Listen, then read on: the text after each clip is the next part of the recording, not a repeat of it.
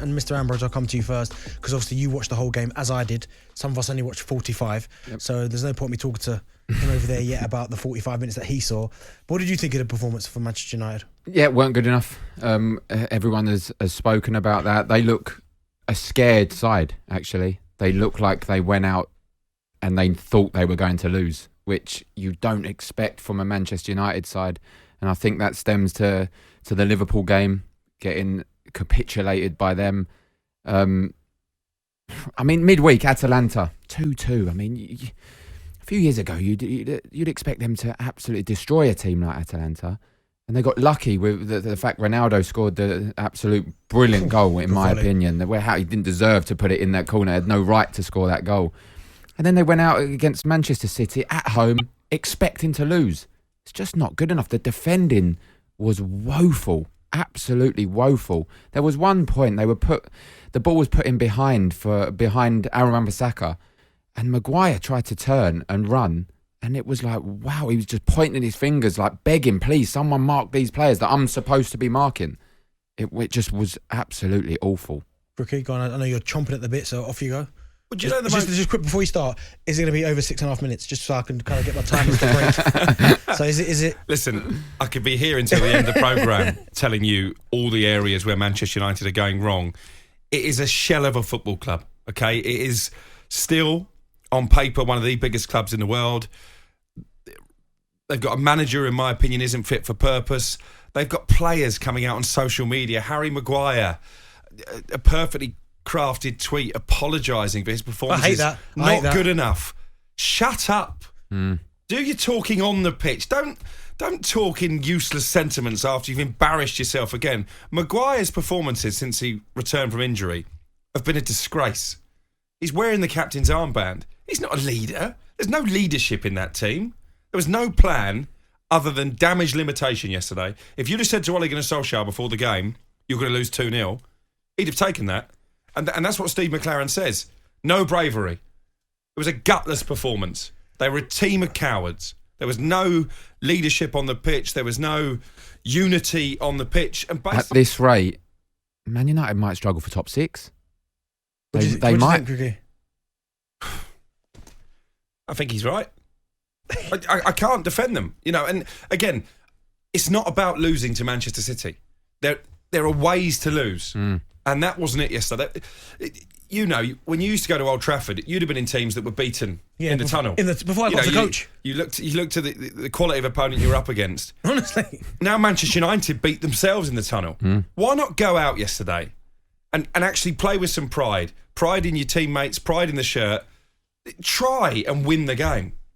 Don't just try and only lose by a couple of goals. And that's what it felt like to me. And I think Steve McLaren, as I say, brilliant in commentary on talkSPORT, was bang on. And what they've become, they're not Manchester United Football Club anymore. They're Moments Football Club. Because they've got Cristiano Ronaldo, and he will give the fans big moments like he did against Atalanta. Ambrose is absolutely right. He had no right to score that goal. I didn't know whether to laugh or cry because they were so shocking in that game. And then Ronaldo comes up with that magic at the end. Keeps on bailing Ollie out. They should have fired him after the derby.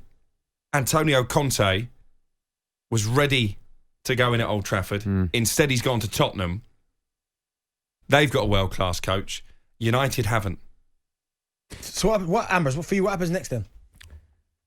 Well, it looks as though it's evident that top 4 is enough for Manchester United. Yep. And in terms of a club like Manchester United, that's mediocre, just top 4. They need to be challenging.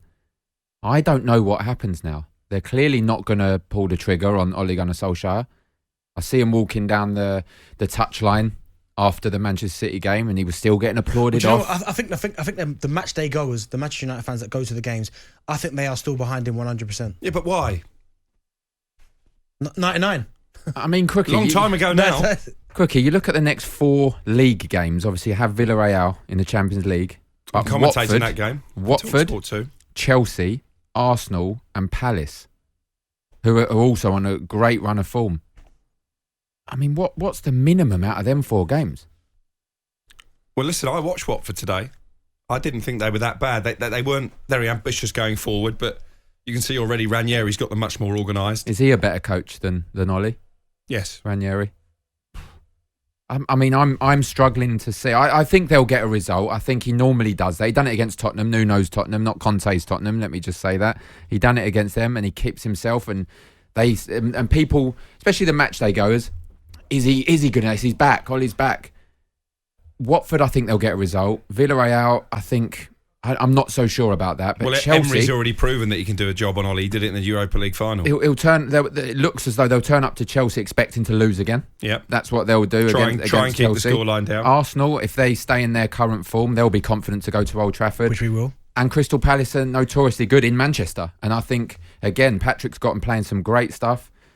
I mean, that will be a very tough game as well. So if they're going to do it, it should have happened already. Yeah, it should have happened. It should have happened after Derby. I mean, Roy Keane came out and he described the players as bluffers. And I get his point, because they're going through the motions at the moment. And again, that tweet from Maguire would have angered a lot of United supporters. I hate that. Did he even write it himself?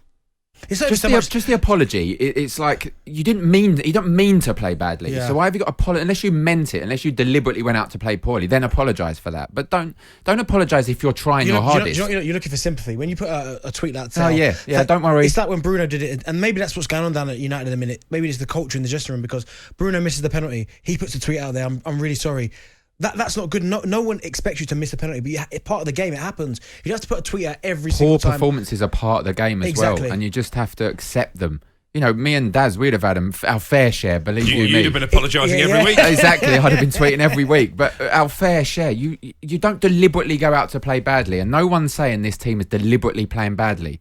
Confidence is a big factor in the game, and they have none. You can see that they have zero confidence, and well, a couple of them have too much confidence. That's the issue as well. But you know, when that's so low in the game of football, it's really hard. You have to apologise all the time for it. But this goes back to the recruitment in the summer. I understand the signing of Varane, although his injury record is a problem, and people flagged that up before he signed. Sancho, a generational talent, from what I'm told by people who watched him regularly in the Bundesliga, but that wasn't United's issue. Name me one other big club in Europe who don't have a world-class holding midfield player. Yeah. In a modern game, you have to have it's vital. That conduit in front of the back four and separating the attack, someone who is going to provide that shield. Even when you look at the teams who you're up against, Crookie, you need to look at lots of Liverpool, Fabinho, Manchester City, Rodri, who's turned into a top player. They've had, obviously, Fernandinho. Chelsea, well, Jorginho, Kante. West Ham. The key to West Ham's success is the two in front of the back four. Declan Rice and Soucek, that partnership. Yeah. I was told yesterday, I was at Brighton yesterday, they could have got Yves Bissouma out of Brighton for £60 million. £13 million less than they spent on Jadon Sancho. That's the player that Manchester United needed. Yeah. And if Ollie can't see that, then he's been watching a different game to me for the last 2 years. But it's